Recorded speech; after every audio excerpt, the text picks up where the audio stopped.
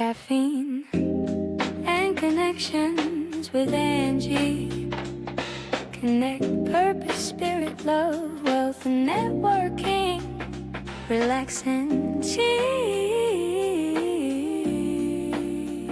Caffeine and Connections with Angie.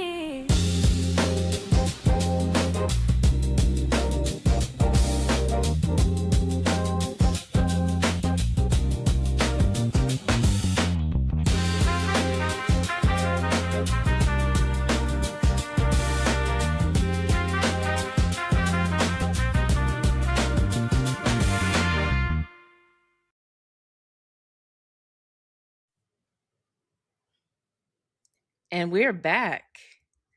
Hey, Kathleen. Hello, Angelina. Welcome, everyone, to Caffeine and Connections. I'm your host, Angelina, also known as Angie. And yeah, welcome to Caffeine and Connections, the podcast. I'm super excited. You heard me say, hey, Kathleen. I can't wait to introduce Kathleen to y'all this week. But Caffeine and Connections, for those that don't know, the podcast, we are here every other week, bringing you new content focused on us. That's Black people, Black professionals, where we talk about health, love, awareness, and wealth. So yeah, thank you for joining us. And again, Kathleen Z Warren is here with me today, a Caffeine and Connections member. So excited. Kathleen, thank you for being here. Oh, it's my pleasure. Thank you. So Kathleen, since this is your first time here, Yes. even if it was your second time, I would have you do this anyway. But just like we do on the meetup, I would love for you to introduce yourself to those who have not had an opportunity to meet you. Okay. I am Kathleen Warren. I live here in St. Petersburg, Florida. I'm a retired educator and recently became an investor in the stock market. And I also am an author, which was by the way of me getting invested in the stock market. So I am very passionate about building generational wealth. And I'm very passionate about having families start that conversation. And I also just enjoy all kinds of arts, culture, music, everything that keeps us stimulated and exciting. Yeah, that's me. Probably one of the reasons why I call you a Renaissance woman, right? Because if you ever, I have had an opportunity to go to Kathleen's home, and it's right there in your face. Like you can walk in her home and see that she has lived a life. Kathleen most certainly has lived. So I can't wait for our audience to hear your story. We are here to share Kathleen's story. That's what we do here at Caffeine Connections. We're here to share our story. You know why? Because we all have one. And every Friday we meet online for Caffeine and Connections, the meetup, where we have an opportunity to network and get a chance to learn one another. And the highlights are an opportunity for you to get a chance that, you as in the audience get a chance to know who our members are.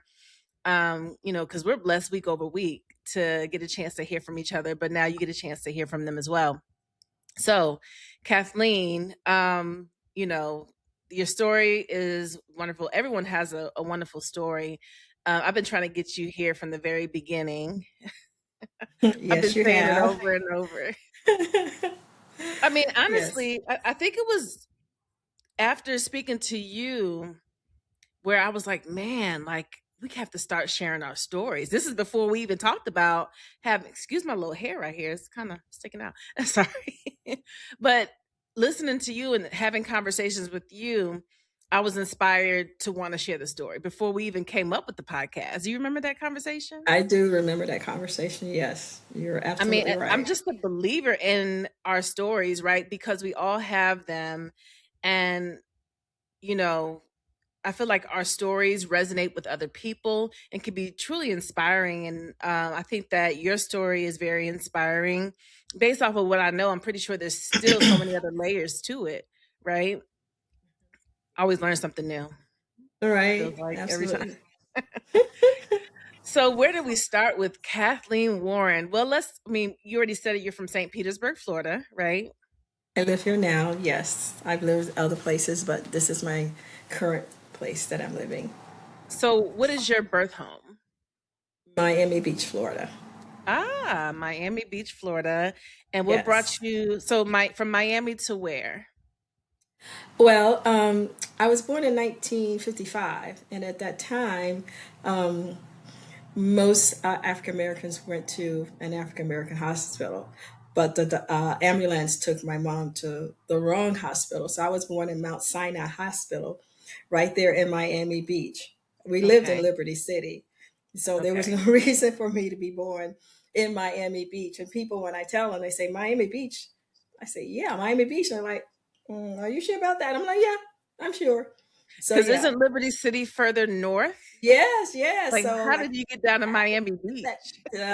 the story that I'm told is that they took my mom to the wrong hospital. And I that's where the know. story began. That's where all That's the where context. it begins. That's where it begins.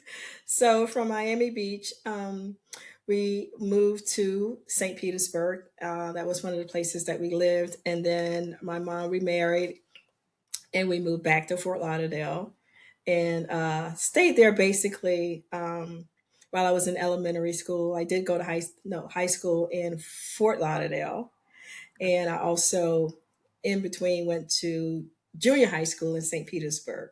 So in between the time that I was born and left and went to USF in Tampa, it was more or less traveling and living back and forth between Fort Lauderdale and St. Petersburg.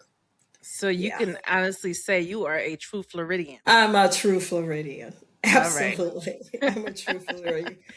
Yes. Do you From the do you south to feel the like mid. there's huh? I said from the south to central Florida. Yes. Yes. Well, I was gonna say, do you feel like there's a stigma around Florida that is not really a positive one these days? So when if you Oh, tell a person you're from Florida, they're like, oh, well, most of my friends that live in Richmond, which is another place that I lived, they said they will not come visit me as long as the craziness is going on in Florida. And they haven't. So, and I appreciate that. I mean, everybody has a choice of where they want to visit and what state or business they want to support. So Florida isn't one of them for them, for my well, Florida friends. is a truly a beautiful state, regardless Yeah. of the climate of the political, the political Yes. climate. Florida truly is a beautiful place. Yeah, I agree. They've been here before, but they just have not decided to come back recently. So Uh, yeah, mm. yeah. Even though I've offered I'll get your plane ticket. You just got to get here. I'll get your plane ticket. You can just come stay with me. You got free lodging, free, even with the free plane ticket. Nobody's biting. Just Nobody's because of biting. what's happening in Florida. I mean, unless we could talk a little bit about that. Like for those that don't know, they might say, "Well, what's happening in Florida?" I mean, I guess one of the things we know is they call themselves taking Black history out of the schools. Yes, yes. That's And what one. the things that they're talking about as far as slavery, they're saying that the slaves were volunteers, or the slaves were happy, or the slaves were not slaves. It was they were more like servants. They weren't Servants, slaves. yeah. Yeah, yeah. All the craziness. Yeah, that's And definitely one of the reasons. the interesting thing about that is you cannot change history. No, You can't no. change it. No, they're trying very hard, but no, the facts are the facts. You can change the wording, but that doesn't mean that the information and the truth isn't there. The truth is always Right. going to be there. Yeah. And the one thing about Florida though, Florida has a lot of rich history. As far as Black culture is concerned, Yes. right? Even like Mhm. the Black Native Americans. I mean, just Yes. everything. Like the Black um culture in Florida is so rich. My grandmother, she's a Floridian. Her mother's a Floridian. The roots run deep in Florida with Black history. So you can't, you can say what you want, but you can't change history and you can't change who we are, even to the state of Florida. Right. I mean, look, Exactly. what is it? Over there by St. Augustine. What Oh are they yeah. saying? That rich Black history. I mean, come on. You can't change it. You could twist the words, but you can't change it. Exactly. Anyway, Yeah. not to get on that tangent. No. So, but anyway, okay, so you're a Floridian. We know that. And you mentioned you lived in Virginia. So how did you get to Virginia from Florida? Well, I graduated from USF and I worked for the Auditor General back in the 70s. And then I no longer wanted to do that job. It was dealing with public assistance fraud. Mm, And I felt that that was a very controversial thing for me anyway, because most of the women that I had to refer to the state attorneys were African American women, mm. and I saw myself in that position. If that happened to me, I might would do some things that I needed to do to make sure that I took care of my family. So one day I went into work and I quit, gave 2 weeks notice and didn't have a job. I said, I cannot do this anymore. So Wait, was that job I, in Virginia or was that job in Florida? that job is here in Florida. So, Gotcha. Okay. so after I did that, I got a position as a trainee, executive trainee at Robinson's department store. So I was the oldest person in my class. By then I was like 25, 26, and Mm. most of the kids were coming out of college, at 21 and 22. So I was an old person at that time. I know, right? 25, 26 was considered old for Yes, them. yeah, because all the kids, I had like 4 or 5 years on them. So I did that position for a while, and then I got promoted to assistant buyer, and from there I got promoted to buyer. So I bought men's fashion, designer fashion. So I got to travel to Europe. I went to Paris. I went to Rome. I went to all of the places that now all the celebrities go to. Hmm. When the designers dropped their lines. Well, back in 1980, celebrities were not doing that. They were Mm. not going to the fashion shows and all the releases, et cetera, et cetera. At least not the ones that I went to anyway. Right. So and so from there, unfortunately, the department store closed. I had to get another job, and a company in Richmond, Virginia offered me a position as a buyer. So I moved, and that's how I Ah. got there. I So you moved. went from kind of a social service area, right, Yes, yes, into the world of fashion and retail, I guess you could yes, say. yes. Interesting. That was an interesting transition. Yeah. I've always been interested, I guess, in clothing and things because my sister and I we made our clothes Hmm. all throughout high school, Okay. and we would do things intentionally. We have the same outfit on, but a different color, and so we Okay. look like twins. And people would come up and say, "I swear you had on that was red." I said, "No, it's always been blue. What are you talking about?" So we did it, and it cracked me up. They swear. I said, no, that wasn't me. Yeah, nope. This is the same outfit I've had on every all day long. So yeah, we That would is do so that funny. all the time. Yeah, we make our outfits, and she was a sewer. Hmm. So by the time we got ready to have dinner, she had made her outfit. I'm up to 2 o'clock in the morning, so and my mom's like, "Get off that sewing machine, go to bed." I'm like, "I gotta make it for tomorrow. I gotta make it for tomorrow." So Oh my goodness. That's pretty yeah. awesome though that y'all did that. Do you still make your clothes to this day or is that a thing of the past? I have a machine. I have the fabric, but it's the time. So I have Okay. patterns. I have all the skills that I need to do it. I just don't have time. Hopefully one Yeah. day soon. Yeah. Yeah, that's pretty neat. That's cool. Yeah. That's one of the things that I have to be honest, like I learned, like my grandmother had sewing machine and we took sewing at school, Right. but that's the one thing I feel like I missed out on. Like I never really got a chance to do that. So I think one day I'm going to dive into it and just play around one day maybe. Okay. Okay. Well, I you might got have to come plenty. to you. I might have to like Not a Kathleen. problem. Okay. Not a problem. I know I have at least 4 or 5 sewing machines. At What? least. I I can give you one that you can practice on, so you What? don't have Y'all to go heard buy that, right? anything. Y'all heard her. She started. I do. I do because my sister, she sewed also. She had her own business. And so folks, when they stopped sewing, they would say, "Oh, here's this machine." And she did not want to say no. Mm. So she had quite a few. She says, "Here, take this one, and here, take this one." So I said, I don't know how to say no."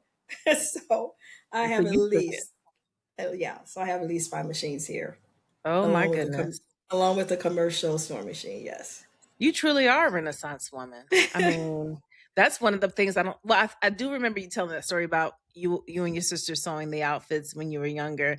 I thought that Yeah. was kind of cool. So yeah, very very cool. So then yeah, you switch gears from social service to now you're in the world of fashion. And then what happened? Yeah. And the company went bankrupt. I know the company went bankrupt. So therefore, again, and that was probably 3 years into the job. I was building a house, and the company, our last day was December 30th, and then they were building the house, and I said, I'm not saying a word. So I did go to the closing. I had kind of a job, so I didn't tell a lie, but my job was I was selling Workbook encyclopedias door to door.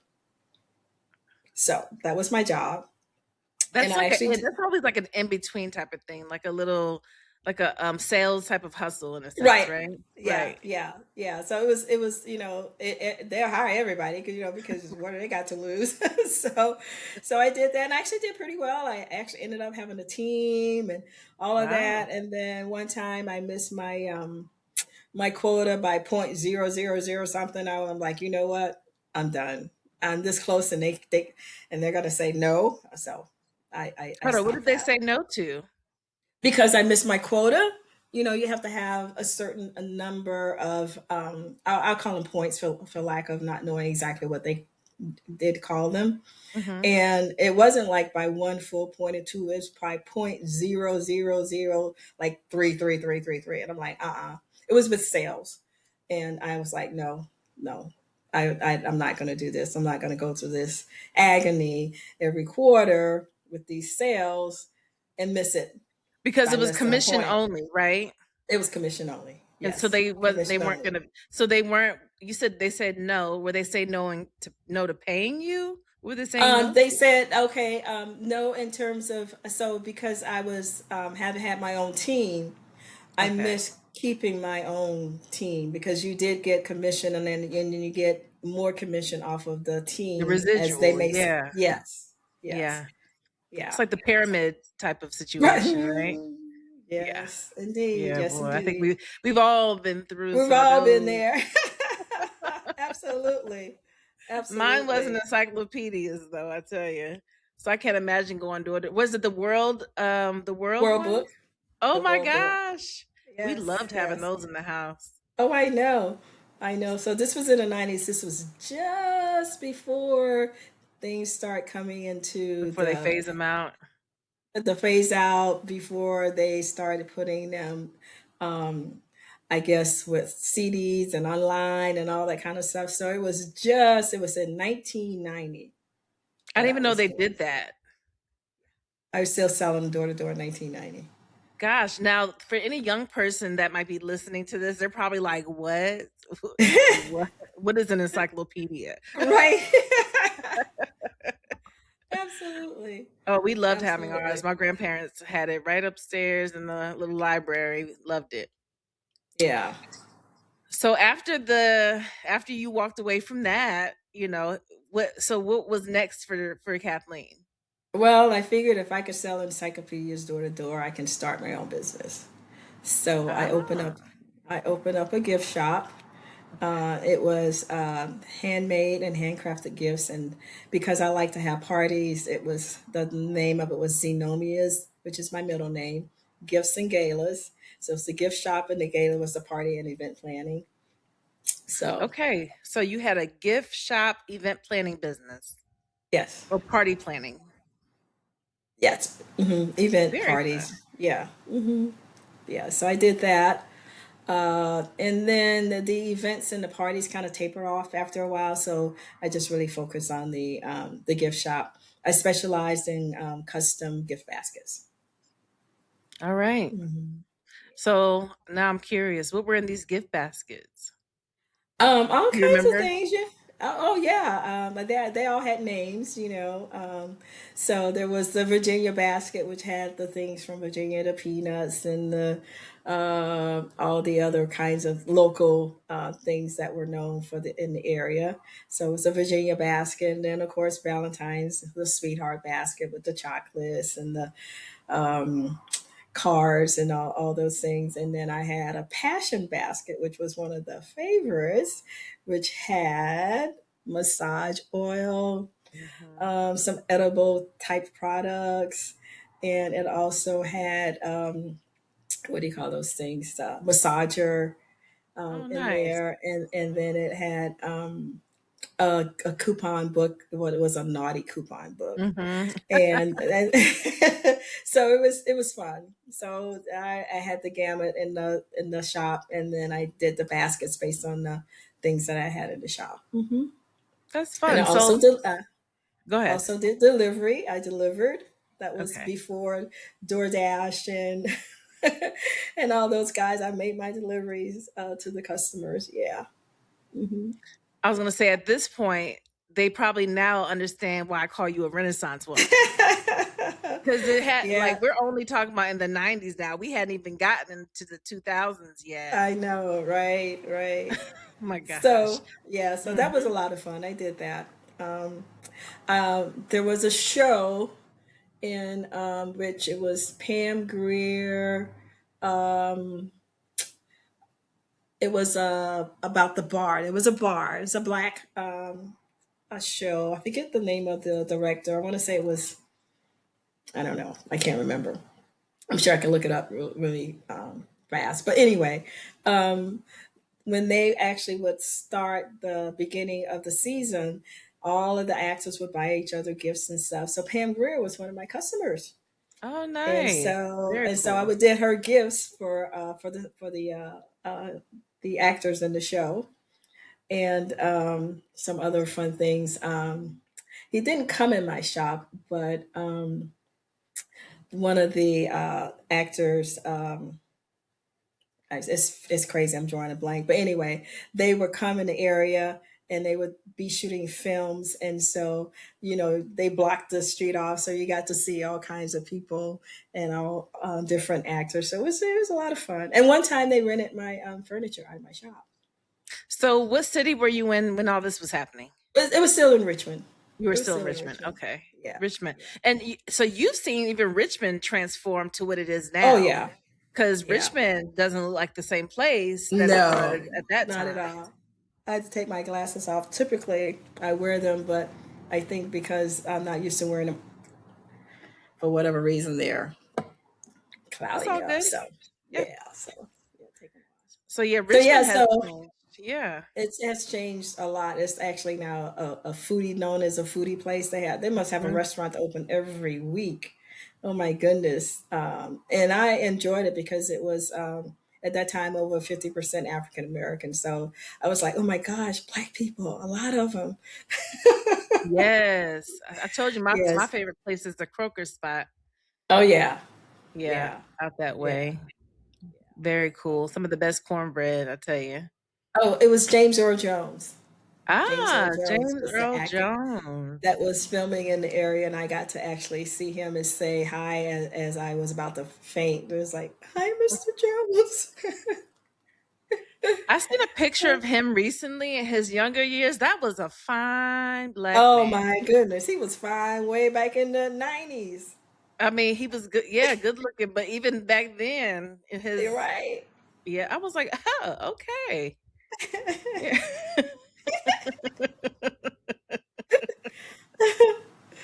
Oh, Oh well, that's goodness. cool. So, okay, so how long did you have the boutique or the gift shop? I'm calling it boutique, but 13 years. 13 ah, years. okay. So then from there, and you said the events kind of phased out, but you stayed with at the gift shop, Stayed with the gift shop. And you Yes, even rented out furniture to sets? yeah, and then I at the last end of it, I did music once a month, like when they have the art events, the art opening. So I had artists, and I had a artist in residence every month, and then I had the art Oh, openings, and then I sold fresh flowers on Fridays. That was the thing, fresh flowers on Fridays. Go to Xenomia's, and then we had the artists to perform in the shop at the same time when we was having the art event, and I like had a a commercial. what kind of artist? Like performing artist? It's performing artist, yes. So Okay. I had moved each time I moved, the location got bigger. So this last location actually used to be a furniture store, so it was huge. Nice. So I had areas set up where I had the artists and I had the food, and the shop itself really was an art gallery, because I Nice. had all the walls, so I just made it into a gallery. And Yeah.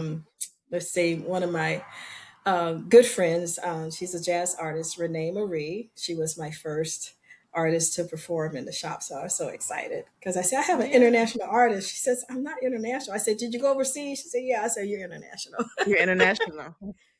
Right? That is so Yes. cool. Now I didn't even know that. That's cool. Like, so it wasn't, you grew, you expanded your Yes. location, and it got Yes. bigger and bigger until eventually you had this big furniture store, which served also as an art gallery. That's pretty dope. I did not know that, Kathleen. Yeah, it was pretty big. But as my sister says, your shop is beautiful, is wonderful, but you're not making any money. And I was like, Yeah, it was like for the culture, right? You were pretty much doing it for the yeah, culture at yeah. that It, point. it, it, it took care of itself, but it didn't really take care of me. Of you, So, yeah. yeah, How yeah. did you earn at that time? Was it through any ventures? Did you do anything else, or was it Um, sustaining you? it wasn't sustaining me the way it should have. I had built a four-bedroom house. Okay. So I had 2 to 3 roommates, and so that's how the house part was taken care of. I didn't have to worry Okay. about the house because I had housemates, but I didn't have to worry about the business because it did take care of itself. But it just never provided any additional income. Right. It's kind of like I broke even. There was no like, oh, I'm going to go on a trip because I have made all this money. No, that didn't Yeah. happen. So my sister Yeah. pointed that out to me and says, you should move back home. So I moved back to St. Pete. Ah, okay. I was Like, wondering. that's how I got back here. Yeah. Interesting. But you kept that house in Virginia, Yes, I right? still have the house. Yes. I go back and forth. I have a housemate, but when I built the house, I had a suite that is just for me. So nobody would have to, no, that's just my suite. Y'all got the other 3 bedrooms. Just leave me alone. I love that Yeah. though. That was awesome because you could have easily said, you know what? I'm leaving. I'm going back to Florida. I'm going to sell the house. And then that was that. But you said, no, I'm going to keep my No. house because you had that house built. Yes, yes. Yeah. Trust me, after going through all of that and going through not really having a real job and having to go through, you know, We have to the revisit whole that. Let's process. revisit that because that was an interest. I meant to touch on that, but we kind of kept going. But because you were working and the place went bankrupt, right? Yes. So, I mean, pretty much it was you just, I mean, but you had already been pre approved. You had gone through the Oh yeah, I process. had gone. You were Yeah, at the closing yeah. table at that point when, Right. Exactly. okay, Yeah. so All I there had to was do no was need to close. even mention that. Exactly. That's what I said. I'm like, I got a job. It's not the same job, but it's a But were you job. concerned at all? Because I don't know how much time in between or if the selling of encyclopedias was going to be able to sustain you with this new build, right? But were you Oh, concerned at all?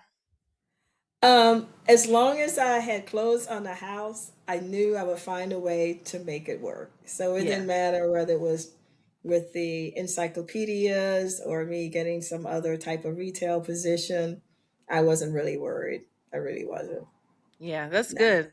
You were just like, whatever, Eh, it's Yeah. gonna I've be been working fine. since I was 16, so I don't think it was going to stop just because I built a house. Well, some people that could, folks get fearful, right? people get fearful because of the job without having the confidence in themselves, knowing it's you made that job. The job didn't make you. Exactly. Yeah. So I love that part of your story. Okay. So Thank now you. you're back in Florida. Back in Florida, again with no job. So let's talk about that, right? So what Okay. happened with the gift shop? You sold that or I closed it. I refused to go out of business. I was not that. I had started like maybe 6 months. I knew I was going to have to do something, so I started sort of liquidating things. But I refused to put going out of business. I'm like, nah, that will not go on my windows. No way. Um, I sold most of the things. I would say I probably sold 80% of the things, okay. either with friends that knew that I was going to be closing. And I actually had a Hoosier cabinet in there that a person that walked in wanted it. And I don't know how we got in the conversation, but I traded the Hoosier cabinet for his Subaru. And so I Oh. drove the Subaru to Florida with all of my stuff packed in it. It was hilarious. That It was like was a it was trade and barter hilarious. situation. That's Yeah, nice. it was. I don't even know how we got because the car repair shop was down the street. I don't even know how we got on that conversation, but we ended up and actually I took the Subaru on the auto train because I didn't drive. I drove on the way back with the U-Haul. Okay. So, but yeah, yeah. So I had a Subaru when I moved here and no job, and um, I had left my Chevette, not the Chevette, but my Chevette. That's what I called her. I left her in Richmond, Look, so whenever okay. I went back, I had a car. That was But smart. Super smart. yeah, so I had a little Subaru, and I ended up there's a saying, as long as you can do something with your hands, you will always have a job. Okay. So because I knew how to sew, my sister had a business, so I worked in her workroom. I cut out her pillows, recording, all of the things that she needed for her slipcover business. And I also worked for another friend, and I did all of her curtains. So I cut out all of their things for their business, and I did do sewing, but that was not the main thing. The main thing was I was a cutter. I was a cutter. Okay. So yeah, so that was what I did for about 3 or 4 months. And my sister Angie, um, she Mhm. had a client, and they were so busy. She says, "My sister can come and work for you." I'm like, "What do you mean?" She says, "Oh yeah, I got you a job." I said, "Yeah, you also got me a job. You got me an apartment with no job. So I'm in an apartment that I'm paying rent for from, whatever I had." Mhm. Because she's like, "Well, you got to have a place to stay." So it was crazy, but it all worked out. So I ended up working for an interior design company, as a interior design associate. And I did that for 3 years with that company. And I had some really nice big clients who lived on the beach. They flew in on our private jets, and I would be working with the main designer doing all of the homes on the beach. I had about 5 or 6 nice houses Oh on boy, the I tell beach. you. I That know, sounds I know, that sounds like a I know. wonderful job. It was the best job. To be able to And go and like design the interior of yeah, people's homes, yeah, like, yeah. And they give you money and and they you can pay you spend for it. it. They How pay you. cool. Yeah, I know. So I did that for, like I said, about 3 years at that company. And then after that, I went to work at Ethan Allen. Ah, Ethan So, Allen, yeah. yeah, so I was there for until the housing crisis in what was it, 2000, was it 8. 2008? Yeah, Mhm. 2008. And then things went south, and I'm like, I cannot live off of this paycheck. Yeah. It's missing one figure here, one little extra Mm. figure. It's like, no. So I decided to go back to school to get my certification to teach. I already had my degree, and they had a program where you just needed to get the core parts Hmm. of the education. Um, yeah, I did that. Well, so I have a question. We're gonna go back just a little bit. So your sister Angie, was she the same sister that told you, "Hey, you're not making money with this Right. gift Yeah. shop"? Yeah. Do you think she told you that so you can come and work with her? No, oh no, no, she, I'm just teasing. no, no, no, but she, but it is to some extent because I did work with her, and so we went out, and I was the salesperson, so we went out together. Like whenever she had a job for doing a slipcover, whether it was a sofa, chair, whatever. So. So we kind of did a tag team. She would do the measuring. I helped the person with pick out the fabric. I would Hmm. upsell them, things like that. So we did that for about 3 months, and I finally says, "This is not for me. I'm not. I'll help you in your business. I'll cut." I said, "But I am not going to go out and Is do she the still sales." doing that business? No, she did it for about 10 more years, and then Okay. and so she just had some private clients. Okay. Mhm. Okay. Well, it's interesting though because it sounds like she kind of helped set you up when you got back because you said you had an Yeah, apartment, but you didn't have yeah, a job. So that was nice. That's that yeah, familial support. That's really good though. But yeah. all right, so 2008 came, the economy did what it did, and you switched gears to go get your teacher certification. Yes. So And yeah. yeah, so I did that, but I knew I had to have a job though, a real job. Hmm. So there's was this um, art gallery downtown. It was at that time it was Interior Motors. Leslie Curran is the owner, and I went in a couple times. Say, hey, listen, you need a gallery manager. Just no. I went in again. No. I said, well, just part time. I can do part time.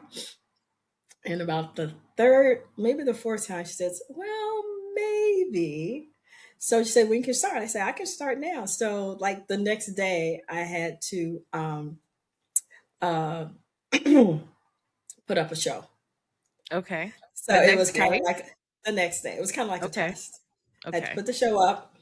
And so everybody was kind of like, okay, who is this new person here? Mhm. Let's see what she's made of and stuff. But it was an awesome show. It was laid out fantastically well. Yes. And so I ended up managing the shop. So it wasn't part time, ended up being full time managing the shop, and I did that while I was going back to school at night. Okay.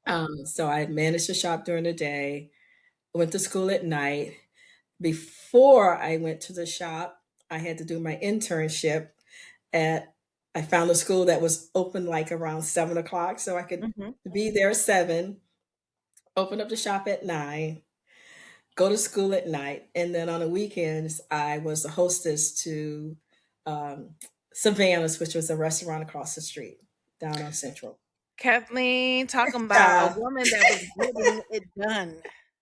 I Ma'am. was I was most definitely I related to some mean, other there was folks. no excuses for you in order for you to get to where you wanted to go. This is what I'm hearing right now. No excuses. No excuses. Yeah, No so I procrastination even. no, no, I had multiple jobs. Yes, I did that.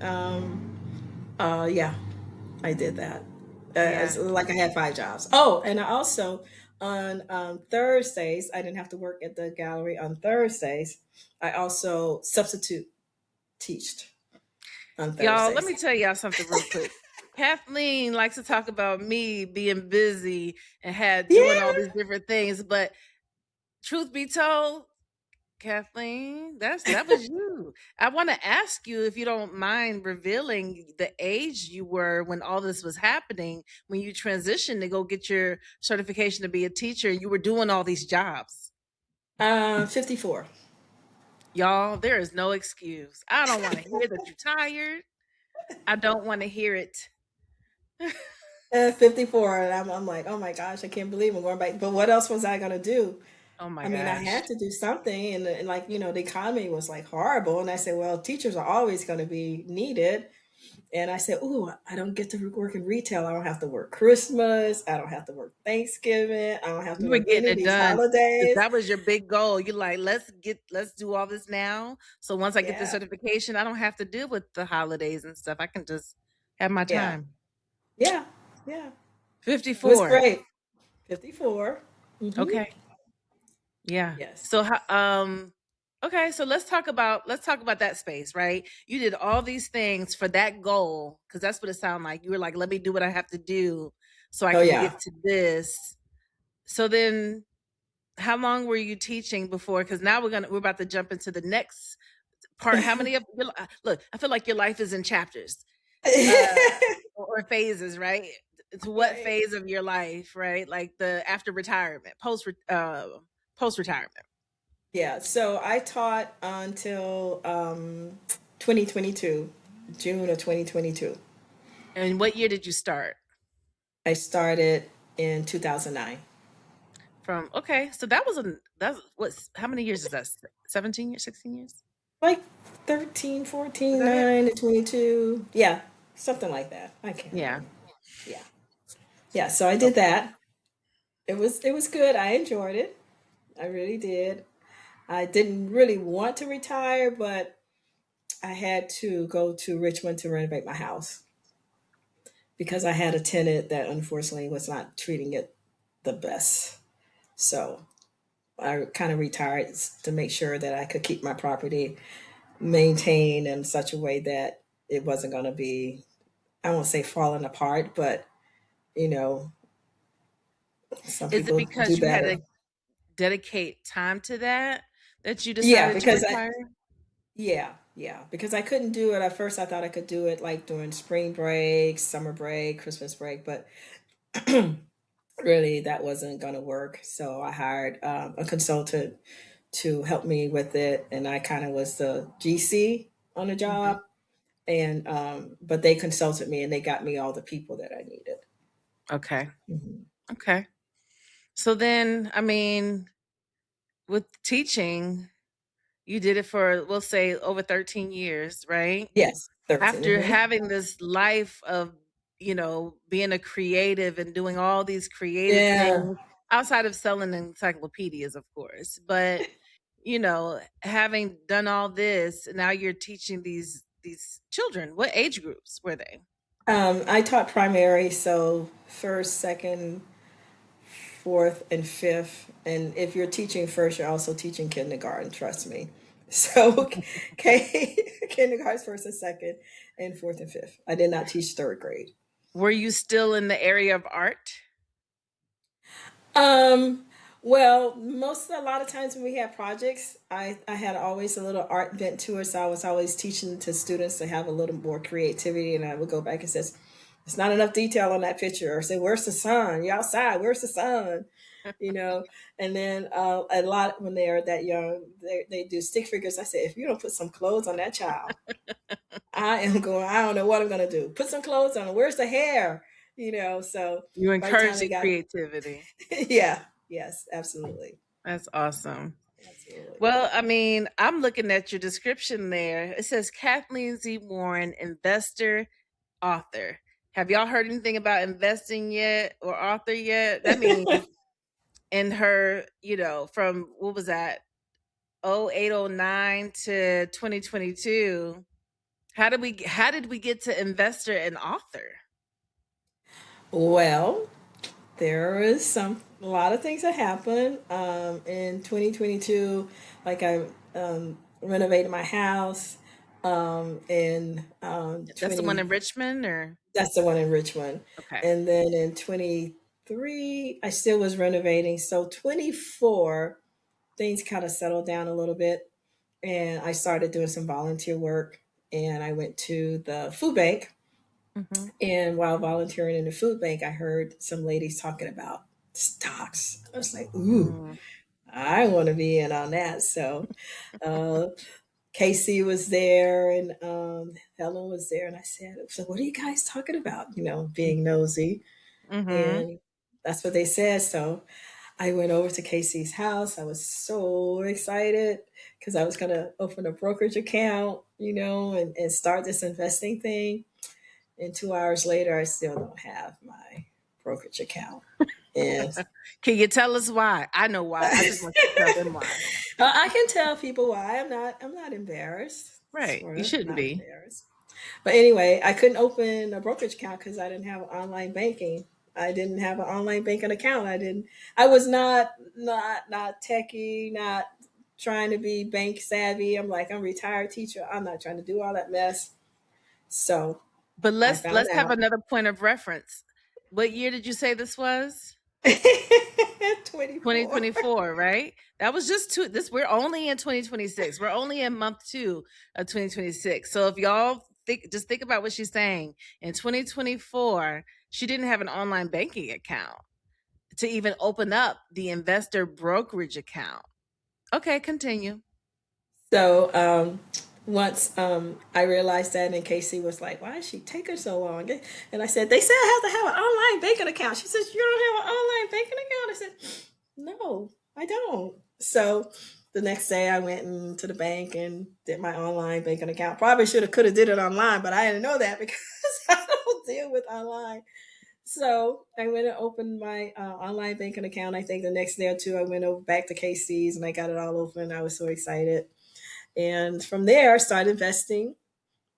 You know, Casey would call me one stock Walmart because I thought, having one stock was like, hey, that was exciting. You I got to got one start stock. somewhere, I Kathleen. got to You got to start start somewhere. So, somewhere. yes, I was one stock Walmart. And eventually, got more stocks and got more involved and was making money. I was so excited that I was like, wow, I gotta tell my family, they can start investing.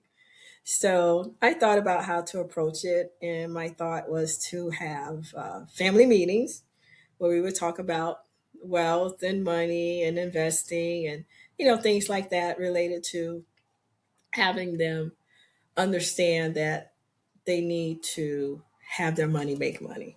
Mm-hmm. So, so in last year, 2025, Mm-hmm. in January, we started having family meetings. And January before that, 2025. I just need y'all to make sure we time stamping this. Okay, go okay. ahead. So before we started the meetings, I had requirements. It was like you have to have a library card, and that's so that we could read books together. And I didn't want them to feel like they had to go out and buy books. I said Okay. most of the books you can get on the library at the library online. And I knew about online stuff by then, so I was so excited. It didn't take you long, Kathleen. It didn't take you long. and then they had to also open a brokerage account. Um, and so I kind of like would help them with that. I said, go ahead and open your Y'all Robinhood. see, it didn't take her long to figure this stuff out. And then we also use Fidelity. So we had the Fidelity so that everybody would be on the same page. And some of them had Robinhood, but they weren't doing anything with it. They were just like a lot of folks. They open up stuff, and I think maybe because other folks say to do it, and they do it, and Hey, not at least they really. got it done. That's the first step. Yeah, so we did that. And then we had our first meeting in January of 2025. Okay. And I gave them a portfolio with a notebook, with articles. And our first book that we had to read was Rich Dad Poor Dad. And so everybody came to the meeting having read that. And being a teacher, I would send them 3 questions they had to answer while we were having our meeting. And then we had um, food is a common denominator that we know gets people together. So I think I did the first meal. I'm sorry for my tearing. I don't know why, but Okay. anyway. Mm-hmm. So we did the um, first meeting, and so I cooked. Like I don't know what it was, but I cooked There's like three Probably parts, some collard green soup or something, yeah. So because it I is had good. all of those things, so that would be no reason for somebody to say, "Well, I can't come. Or I got to cook dinner." No, you do not have to cook dinner when we have our meetings. I will be in charge of doing that, or we'll come up with something. So they all came. It was really nice. Everybody showed up. They got their little portfolio. They were like, "Oh, okay, this is so neat." I said, "Yeah." And my other sister says, "Yeah, that's her. That's the teacher. That's what she would do." So we did that. And then we talked about stocks and investing and why we should invest. And it was a beautiful thing because I think they kind of understood the importance of why we have to start making our money make money. Yeah. Yeah. So I think Well, everybody by the next meeting. wait, before you go into that, I want you to explain that piece. Why was it important for you to make sure that your family understood the importance of money making money? First of all, I don't have any kids. So they Mm-hmm. have kids. And Mm-hmm. for the future of their kids and their grandkids, they can't rely on just a job. They have to invest in something so that their money grows. Mm-hmm. And I didn't want them to get to be my age in the 50s starting to invest. Right. I wanted them to go ahead and get started at an early age so that they could plan for their future and for their kids' future. And To start that generational wealth. what age of your family members are you referring to? Like, what's their age ranges? Um, between 30, my oldest nephew was 50. Well, he'll be 50 Gotcha. this year.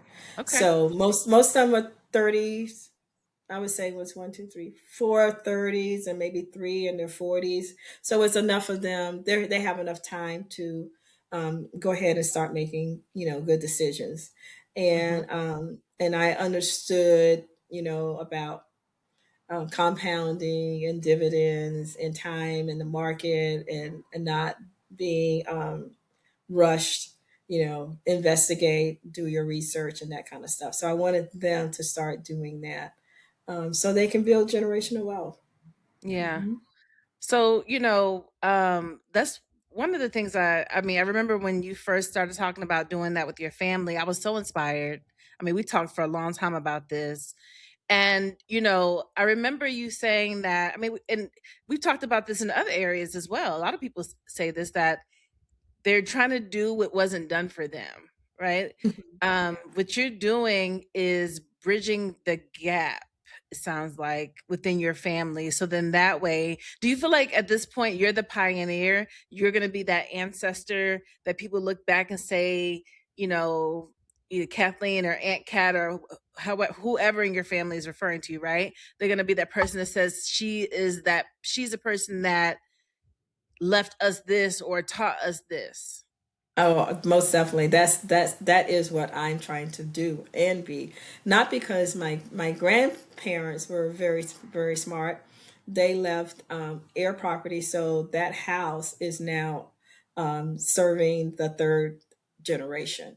So So when you I did looked you at had an opportunity to see that before you even yes, started doing that. Good. yes, and then I also when I did purchase my home here, because they bought a duplex, and I said, I need to do what they did. They had income coming Mhm. in, or they had a place for their kids to stay.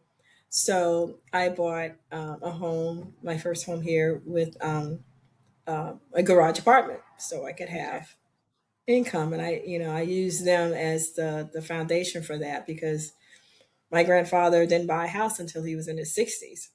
Wow. Yeah, Yeah. yeah. So yeah, But so that that shows it's never too late, right? But no, never too late. Never too yeah. late. Yeah. So I just wanted them to be able to be financially secure. Okay. We all have jobs, but if you do some things outside of the job, I think you'll feel more financially secure if something happens. Yeah, Mhm. definitely. I love that you're doing that. Because you're not just showcasing your own life, you're actually giving your family the tools right? Yes. So they can have their own tangible results. Right. So Exactly. let's talk about the tools that you've created from doing this family meeting that you started over a year ago now. Yes. Yes.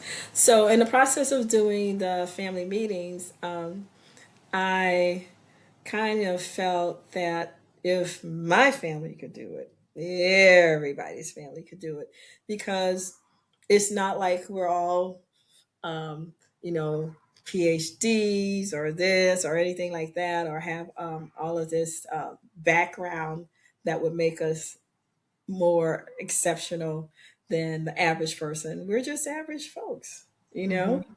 My sister's retired from the military. My other sister works in social services. And my other sister retired from the post office. So we're just the average, everyday folks. That's how I see us. I don't see, Mm-hmm. any, superstars in the sense You're of a superstars. superstar. Thank you. So I said, wow. I said, so if we could do it, then everybody else could do it. So I said, well, um, how's that going to happen? And when Dre had mentioned in a meeting that by the year 2050, um, there would be zero wealth for African Americans. Of course, me, I'm saying, not on my watch. I I know got to that's do right. something. I'm going to do something. So that's where all of the family meetings came from that. And then I'm like, well, how am I going to let other people know so this statistic still will not be? And I decided to write a guide, a book, or whatever you want to call it, to talk about how to have family meetings. So I set it up in such a way that it was, oh, There we go. Look at that beauty.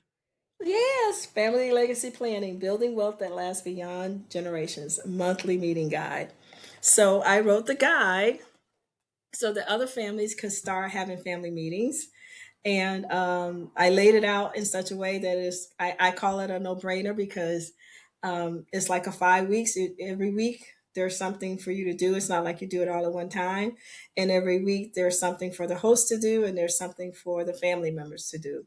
It's like Mm-hmm. they have to set up their um, communication app, whether it's WhatsApp or Telegram, so that everybody's not being blown up on their phones with all of these family chats that Mm-hmm. we Oh know. gosh. Oh, I know, right? And things like that. Get your brokerage account. If you need help, go get with the host. Get your library card, and other little things. But basically, get set up before you have your meeting, and not have the meeting and say this is what you need to do. So it's done in advance. So it's like a 4 to 5 weeks. You plan it, and then you have your first meeting, and then most of the people will have everything that you need, and you can just kind of like jump right in and get it going. You have your mission statement, all those things are planned out. You have an agenda and what it looks like.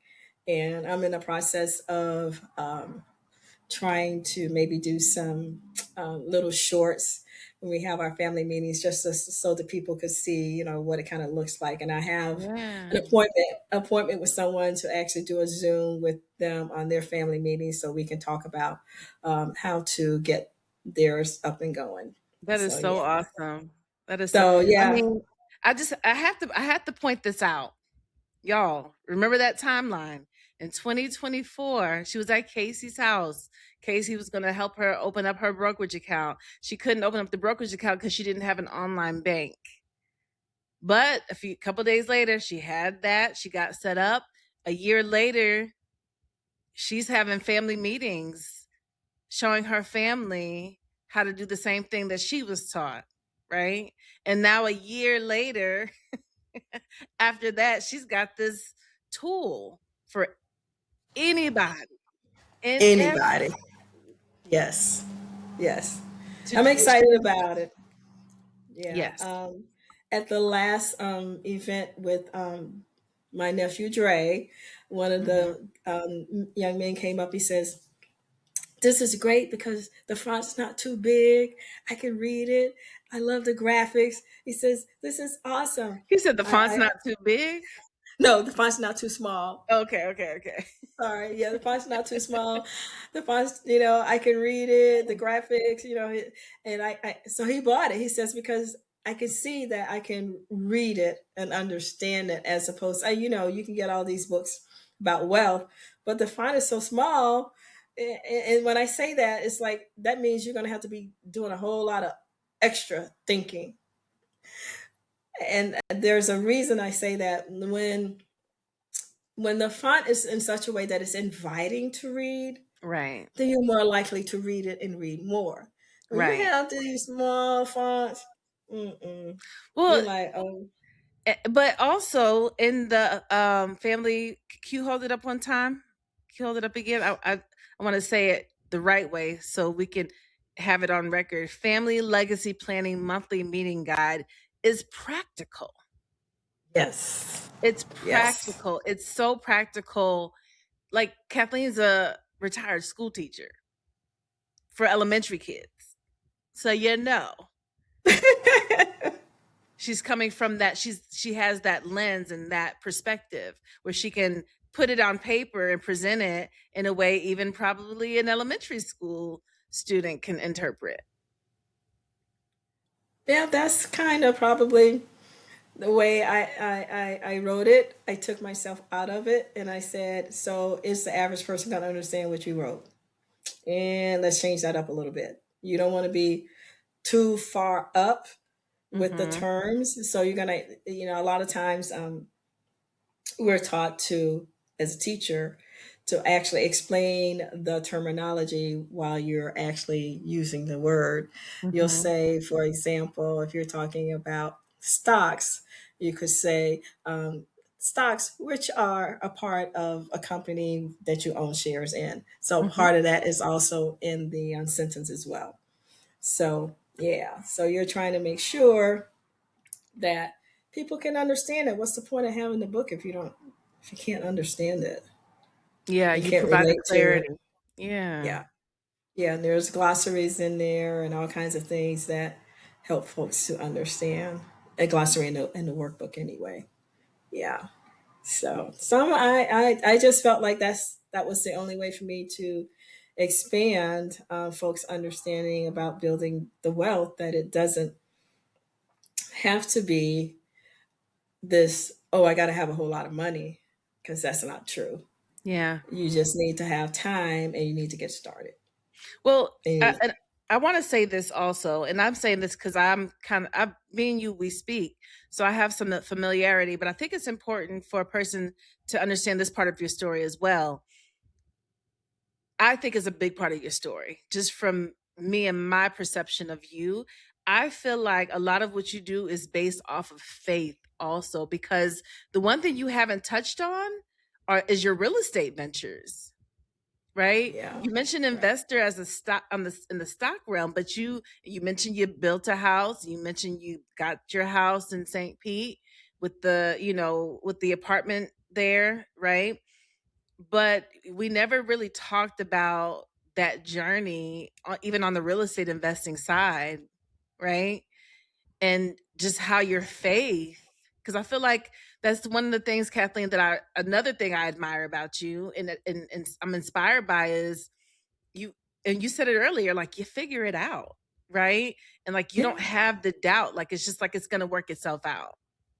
yeah, that is true. And faith is a big part of how I operate. I may not talk about it or speak about it, but internally, I believe that I can do just about anything if I believe it. And I do believe in a higher power.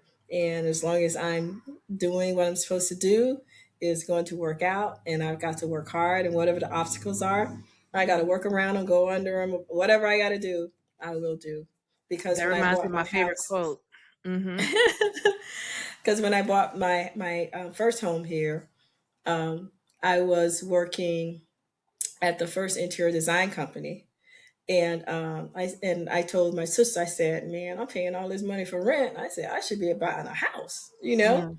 And And then I said, who's going to sell you a house? I said, you were self-employed, so you have no, tangible income to show. Now you're working here and you're really kind of self-employed working with the other interior design company because you're not getting, you are getting commission, but you're not really getting a salary, so to speak. Mm-hmm. And so I said, so let me see. I said, listen, if somebody would give me a loan, I will find the money. So this was when they had the subprime loans, right? And Right. so I documented all my stuff, but you know what that The documentation is subprime real. loan, don't, I we know. encourage people don't mess around with those things. Yeah, so I found a house and I told the realtor, I said, if you find me a person or a business or a loan company to give me a loan, I'll find the money. So he did. I found the money because I was working for the interior design company. Well, little did I know they gave advances on your commissions from your jobs. I had three big jobs coming up. I got my advances on those jobs Did you ask and I for took. it, or did they just give it to No, you? I asked for my advances, Okay. but I didn't know about advances. I'm just working day to day. I get my little at the end of the month if I had something to come up and I get my little commission. I said, Mm-hmm. so these three big jobs I got, I can get my a percent of my commission. They said, yeah, man. Shoot, I figured out how much I needed. I got those commissions and I bought that house. It was a subprime loan, but I bought the house and I still have it. And you were able to refinance to get out of the subprime, I'm sure, at some point. I refinanced at 2%. You see what I'm saying? Because the subprime, And I don't want to know what the interest rate was on that. it We was want. 9. It was Oh, it I was mean, that's 9. not so bad considering. I'm It wasn't sure. so bad. It was 9, Okay. but yeah, it was 9. But it was so funny because I had went to an attorney. I said I got to figure out what to do. Not that I had Mm-hmm. money. I went to the free attorneys. They have downtown at the legal Mm-hmm. clinic and stuff. He says, "Well, this company, they never modify a loan. They never do anything." He said, "If I were you, I would take that money that you have saved and I'll go get me an apartment." And I'm like, but I got an apartment. I got an apartment with this house. So why am I going to go get an apartment?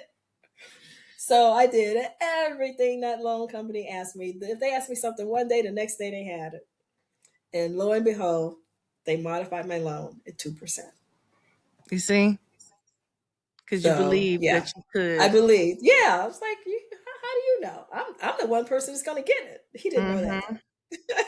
Yeah. He didn't know that. It reminds But me, like, yeah, there's a couple things. There's like two or three different things you've said so far that reminds me of some of my favorite quotes. So yeah, that's awesome.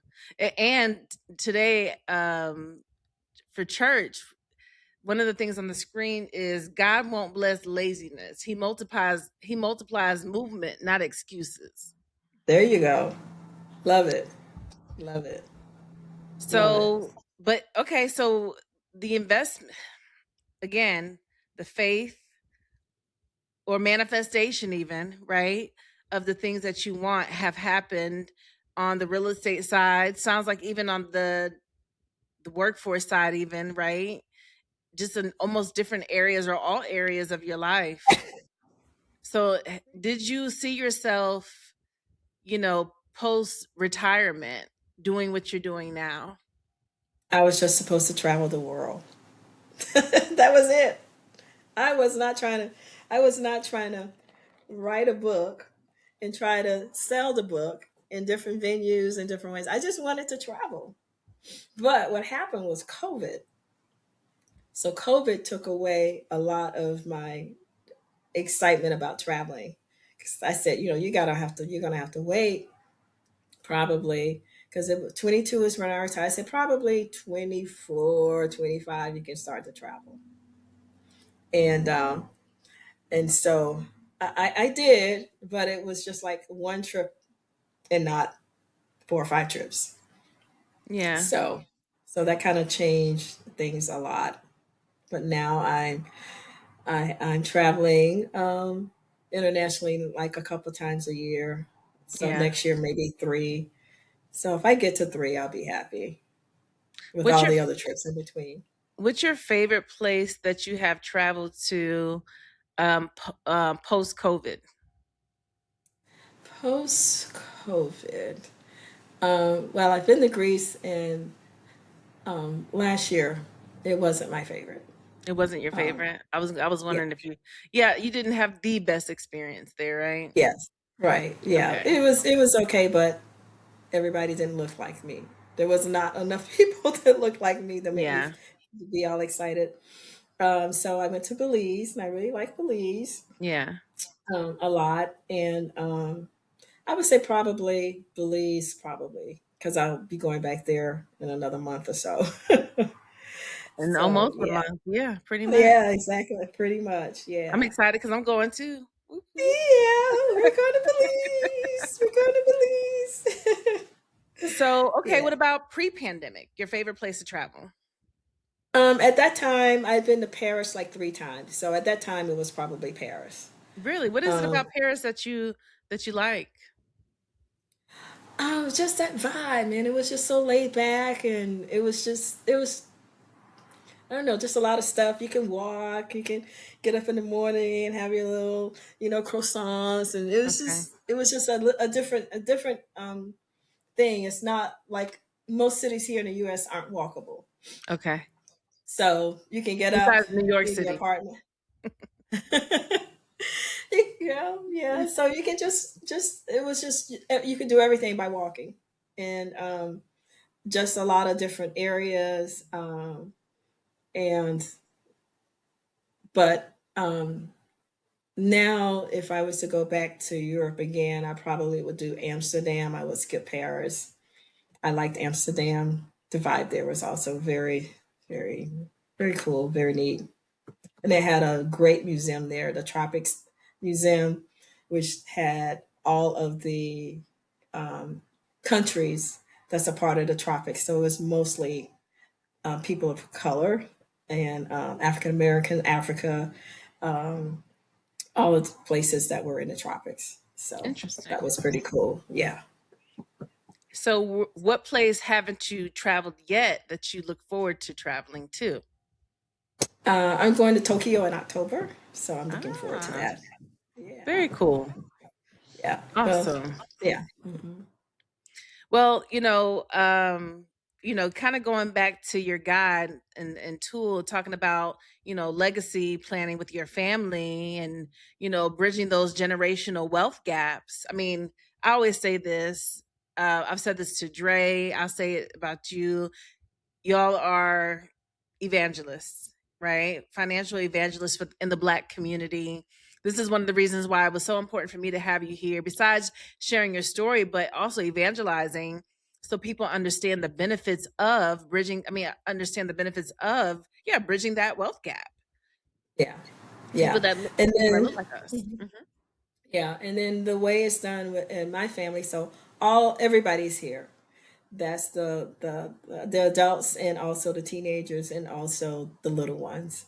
So I feel comfortable now that I can start the meeting. Actually, we did this the last month.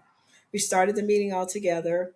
The young ones were challenged to have a vision board about what they wanted to do and what they Okay. wanted to be when they grew up. So they had to present. And so it was my two nieces, and one in kindergarten and one in third grade, and their mom did theirs to help encourage them, to model with them. So they presented what they wanted to do, and they had all their quotes, and it was That's amazing. It was awesome. great.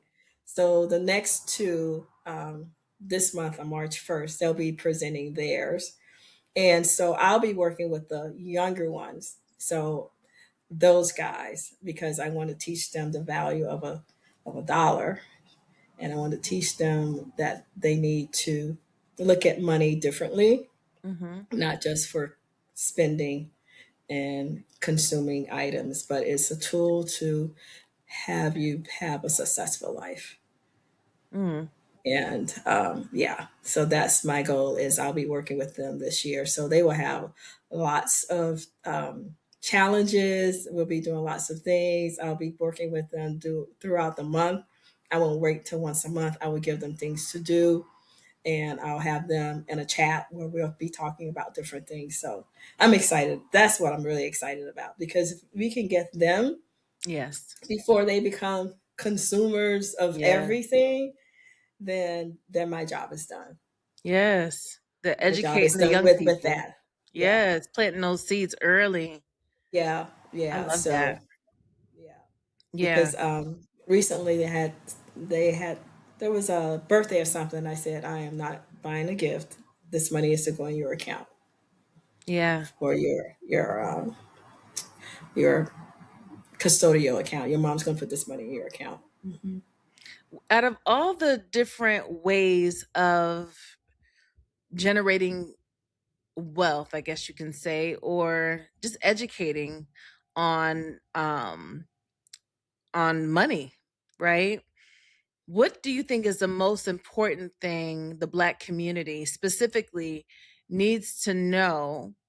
Like, what is the most, I don't want to say what's the most important tool, because I think all the tools and avenues are important, but for you, what's most important to you? What's most important to me is for us to realize it doesn't take that much money. Okay. And that is what we have in our mind, that it takes a lot of money.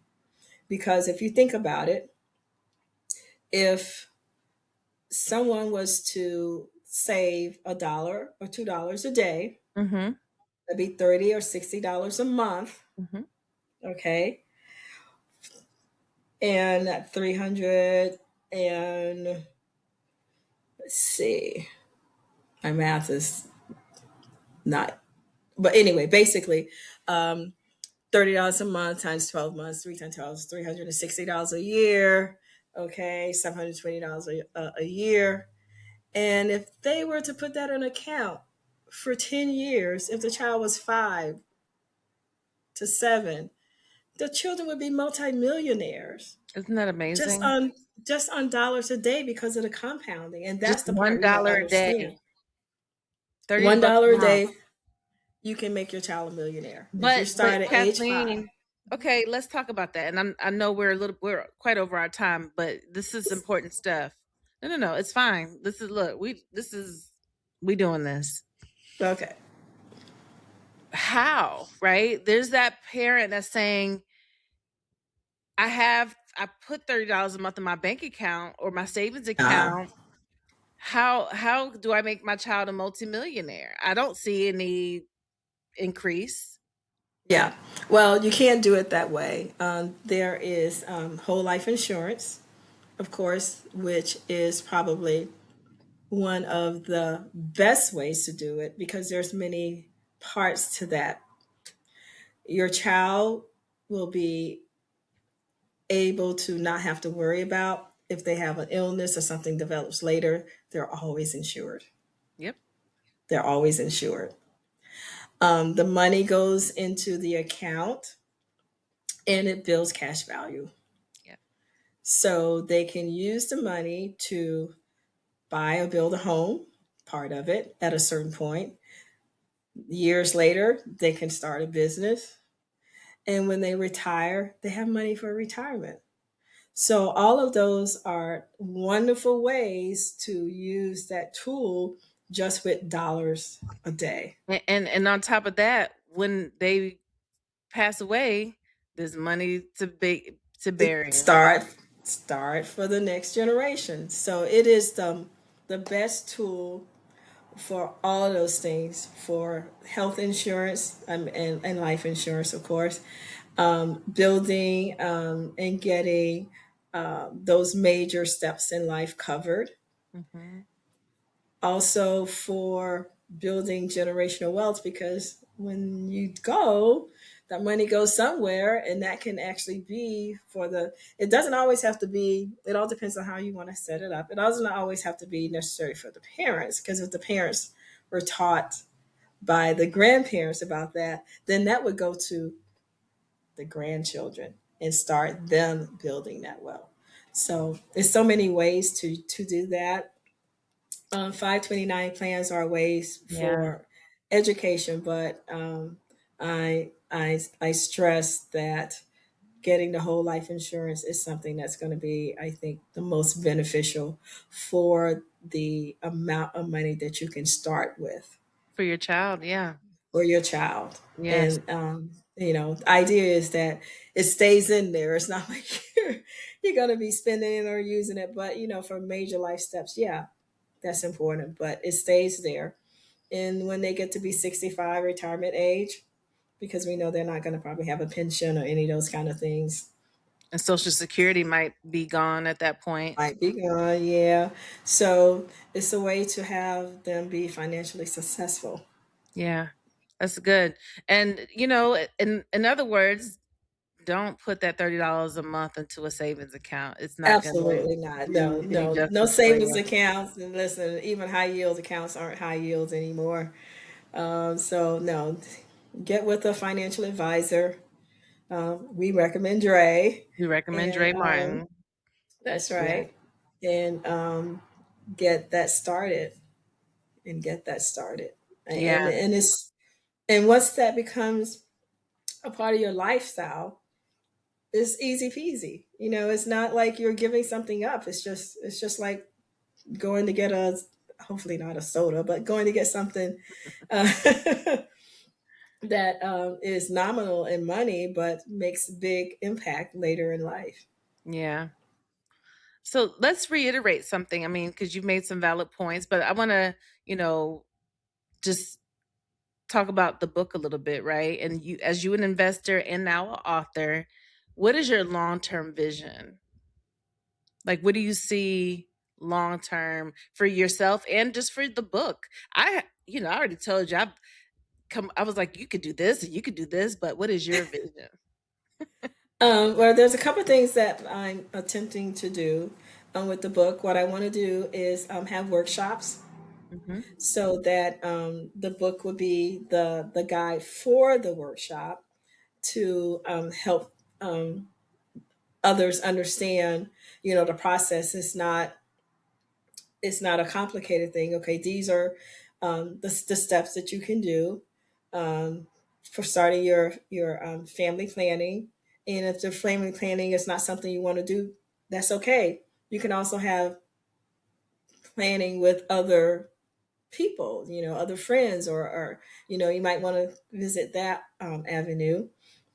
And then once you have your family planning situated, then you start looking at those wealth building tools: insurance, real estate, land, 529 plans, HSA, investing in the stock market, and not to the point where you're crazy invested in the stock market. You can do ETFs, the S&P 500, VU, all of those things that are covering the whole market, so you won't have to be checking it like crazy all the time.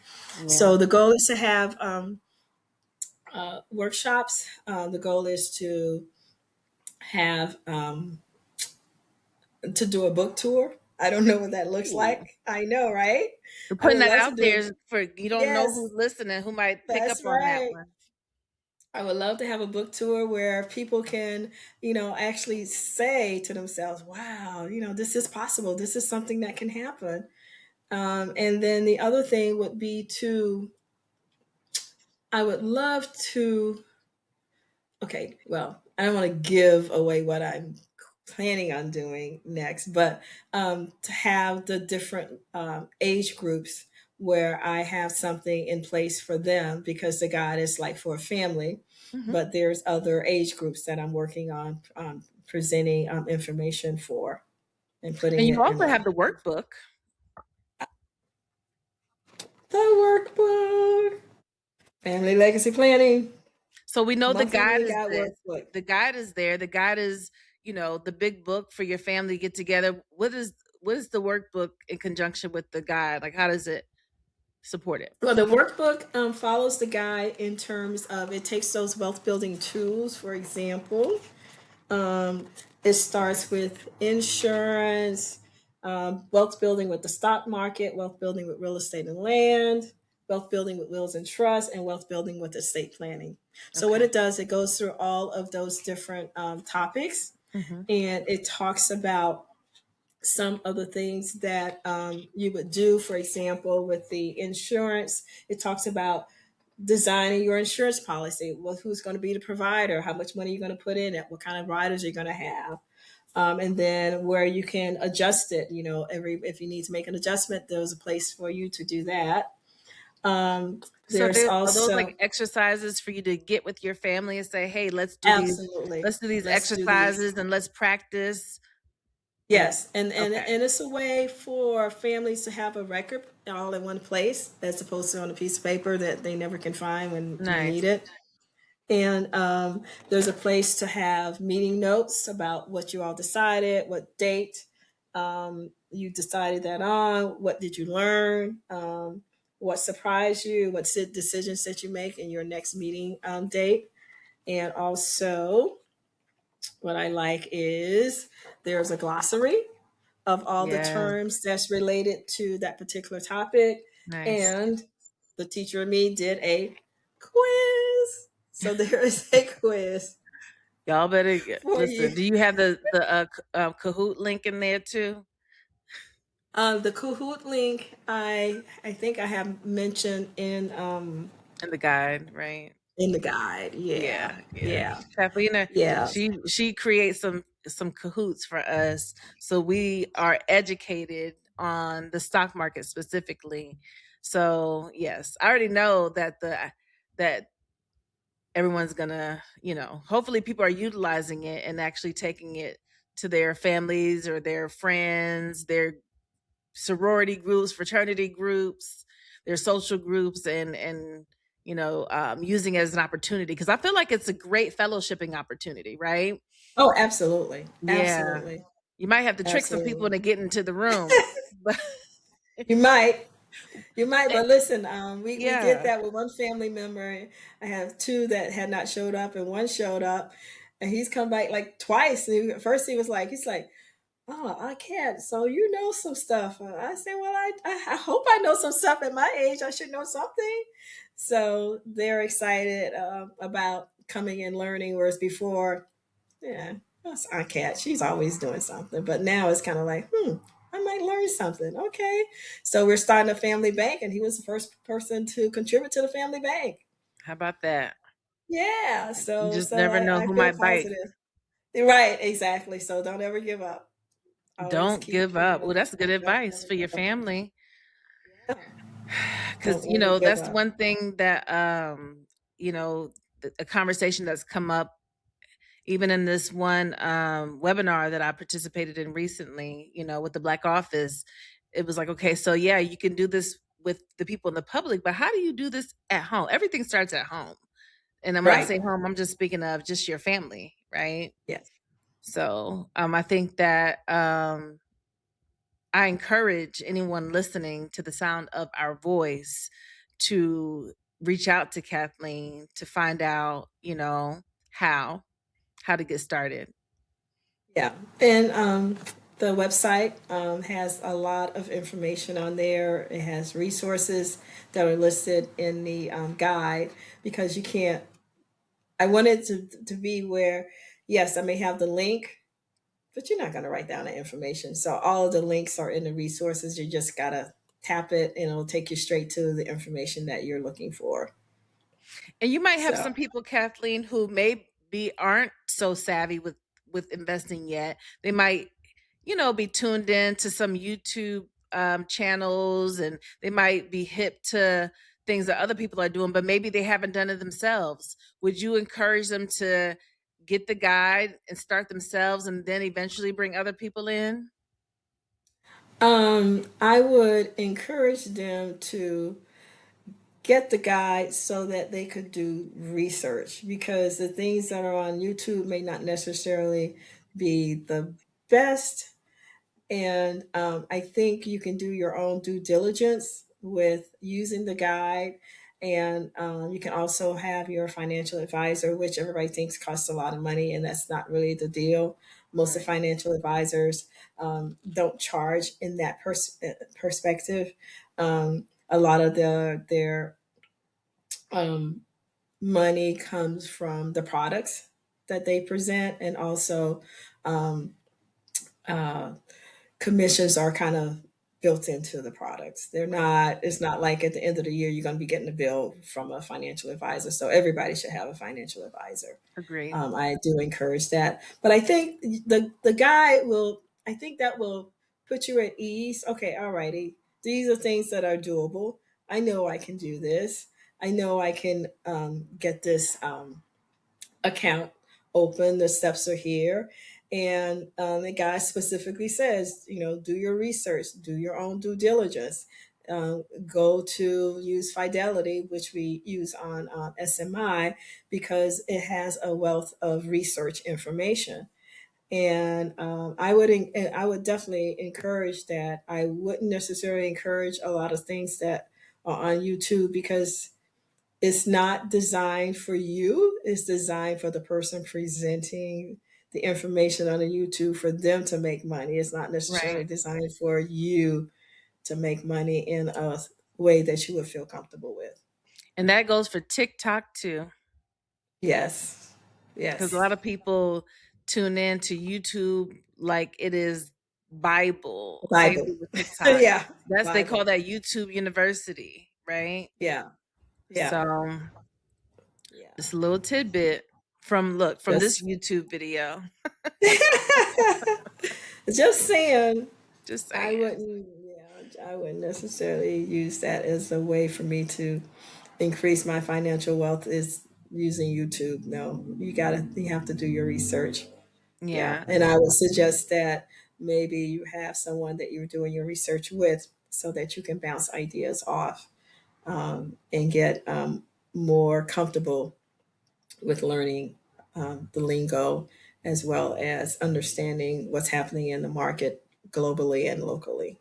Yes. Kathleen, I knew this conversation was going to be so rich. So good. Just hearing about your story and then of course talking about your journey with investing. I just encourage the viewers to have these conversations like Kathleen has had with her own family. Again, if you haven't even started investing, that is fine. It is never too late. Like she said, and that comes with any form of investing, right? Never too late to implement these strategies, even down to the faith. Yeah. Yeah, I mean, I never would have thought at 70 years old or 69 that I would have started my investing journey.